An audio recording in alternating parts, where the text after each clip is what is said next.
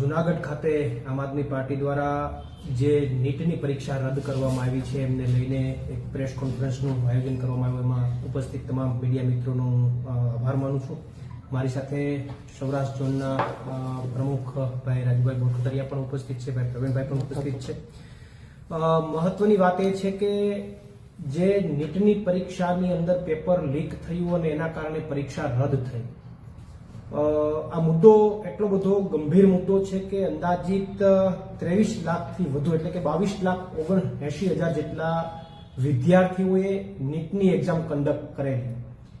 આ નીટની એક્ઝામ એમણે જે તમામ જે વિદ્યાર્થીઓએ આપેલી, એમના આ પરીક્ષા રદ થવાના કારણે એમના સપનાઓ તૂટ્યા છે. એમણે જે મહેનત કરી, મહત્વની વાત, સરકાર અત્યારે સત્તામાં જે બેઠી છે એ અન્ય રાજ્યોમાં સરકાર બનાવવામાં વ્યસ્ત છે. ત્યાં સરકાર બનાવવાના એમાં કોઈ લીક નથી થતા. એને સરકાર બનાવવાની વાત છે, ત્યાં કોઈ જાતનું લીક નથી થતું. પણ જ્યારે વિદ્યાર્થીઓની વાત આવે, પેપરની વાત આવે, વિદ્યાર્થીઓના ભવિષ્યની વાત આવે, તો ત્યાં વારંવાર પેપર લીક થાય. અને એકવાર નહીં, ગુજરાતની અંદર તો અંદાજિત 30 થી 35 વાર, 25 થી 30 વાર પેપરો ફૂટ્યા. ગુજરાતમાં તો ભાજપની સરકારને પેપર લીક થવાનું વ્યસન થઈ ગયું છે, લોહીમાં ચડી ગયું છે. પણ હવે તો કેન્દ્રમાં પણ ચાલુ થયું છે.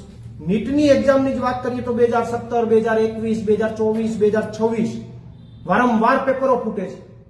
અને નીટવાળી જે પરીક્ષા છે એ એટલા માટે ગંભીર છે કે કોઈ બાળક જ્યારે સપનાઓ જોવે છે ડોક્ટર બનવાના, એના વાલી, એનો પરિવાર જ્યારે એનું ભવિષ્ય બનાવવા માટેના સપનાઓ જુએ છે, ત્યારે એમની પાસે કાંઈ હોય કે ન હોય, એ મજૂરી કરતા હોય, એ ખેત મજૂરી કરતા હોય, એ દાડીએ જતા હોય, છતાં પણ લાખોની ફી ભરી અને એના કોચિંગ ક્લાસ કરે છે. અને અત્યારે પેપર ફૂટી ગયું, રદ થઈ ગયું, એના કારણે એમનું ભવિષ્ય અંધકારમય બની ગયું છે. હવે પછીનું પેપર કેવું આવશે, એમાં એ કઈ રીતે કન્ડક્ટ કરશે, સહેલું આવશે કે અઘરું આવશે, કોઈ વસ્તુને એને ખ્યાલ નથી. પેપર તો તૂટ્યું છે, પણ વિદ્યાર્થીનું મોરલ પણ તૂટ્યું છે. સમગ્ર દેશના વિદ્યાર્થીઓનું મોરલ તૂટ્યું છે, એનું ભવિષ્ય તૂટી ગયું છે. અને આ કોના કારણે આ પરિસ્થિતિ થઈ? તો માત્ર ને માત્ર ભાજપના કારણે. શું કામ? કારણ કે આનો આરોપી જે પકડાણો છે એ પણ દિનેશ દિવાલ કરીને ભાજપનો હોદ્દેદાર જે છે, ભાજપનો ક્યાંક હોદ્દો ધરાવે છે, એમનું સીધું કનેક્શન ભાજપ સાથે જોડાયું છે. આની પહેલા પણ ગુજરાતની અંદર જુનિયર ક્લાર્કનો આરોપી પકડાયો, આકાશ પટેલ, તો એને ભાજપે યુવા મોરચાનો હોદ્દો આપ્યો છે. તો શું બીજેપી જેટલા લોકો પેપર ફોડવામાં માસ્ટર છે એને સામેલ કરવામાં લાગી છે, એમને પાર્ટીમાં હોદ્દાઓ આપવા માટે લાગી છે? તો આમાં 100% જવાબદાર, વિદ્યાર્થીઓના ભાવિને અંધકાર બનાવવા માટે જવાબદાર બીજેપી છે. સત્તા સ્થાને જે બેઠેલી સરકાર છે એ છે. અને એટલા માટે હું દાવા સાથે કહું છું કે વારંવાર આવી ઘટનાઓ બને, એક પછી એક ઘટનાઓ બને, અને છતાં પણ સત્તા જે છે, સરકાર છે, એને રોકી શકતી નથી. ટેકનોલોજીની વાતો મોટી મોટી સરકાર કરે કે ટેકનોલોજી છે, વિશ્વગુરુ બનવાની વાતો છે, પણ એ ટેકનોલોજીથી આ પેપર ફૂટવાને લોકો રોકી નથી શકતા. પણ દુઃખની વાત એ છે, છોડીએ આક્ષેપબાજી, પોલિટિકલી આક્ષેપબાજી, પણ દુઃખની વાત એ છે કે જે બાળકો વર્ષોથી મહેનત કરે છે, પેટે પાટા બાંધીને એના વાલી એમને ભણાવે છે, એમના ભવિષ્યનું શું? એમના જે કે પ્રશ્નાર્થ ઉભો થયો છે, એના ભવિષ્ય ઉપર અત્યારે સવાલો ઉપસ્થિત થયા છે.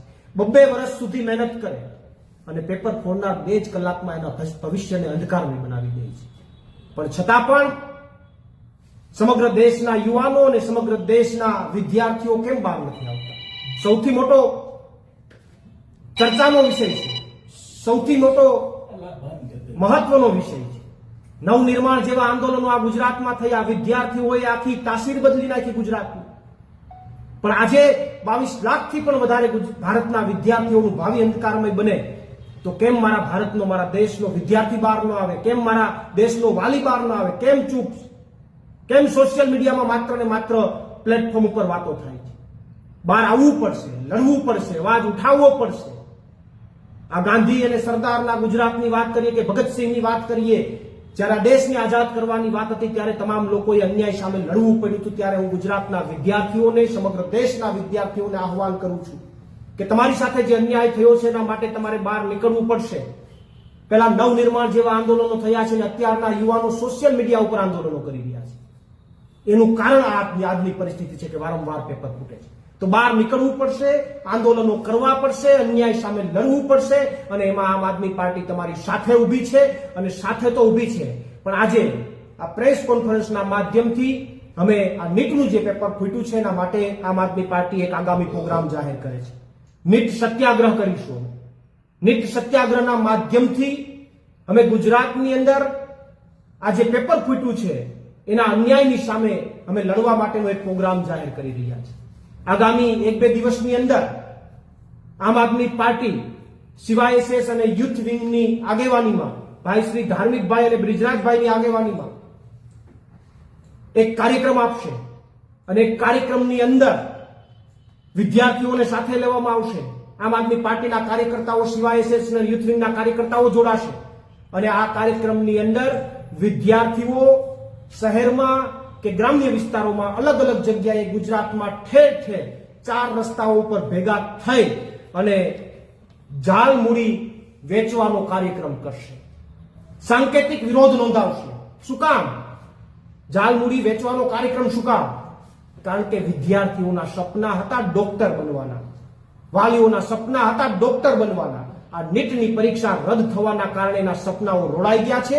એ ક્યાં જઈને ઉઠશે? ફરીથી પરીક્ષામાં સારું પરફોર્મન્સ આપી શકશે કે એને કોઈ ખબર નથી. ત્યારે એને રસ્તા ઉપર લાવી દીધા છે. ત્યારે હવે વિદ્યાર્થીઓ પાસે બીજું કાંઈ વધ્યું નથી. નરેન્દ્રભાઈ મોદીએ પણ એવું કીધું છે કે આ દેશની અંદર સમોસા વેચવા જોઈએ ને આવા બધા ધંધાઓ કરવા જોઈએ. ત્યારે વિદ્યાર્થીઓ પાસે હવે કાંઈ નથી.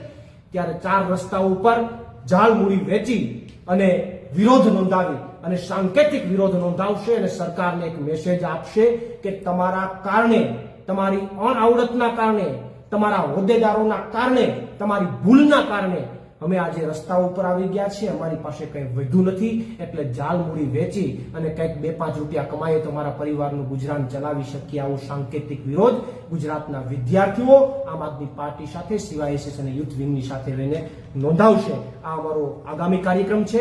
આગામી અન્ય કાર્યક્રમો પણ આ મુદ્દાને લઈને ગુજરાતના યુવાનો માટે, ગુજરાતના વિદ્યાર્થીઓ માટે આવનારા દિવસોમાં અમે નક્કી કરીશું અને કાર્યક્રમો પૂરી તાકાતથી આપીશું. પણ સાથે સાથે હું ગુજરાતના વિદ્યાર્થીઓ અને વાલીને નમ્ર અપીલ કરું છું કે તમારી સાથે અન્યાય થયો છે તો બહાર આવવું પડશે.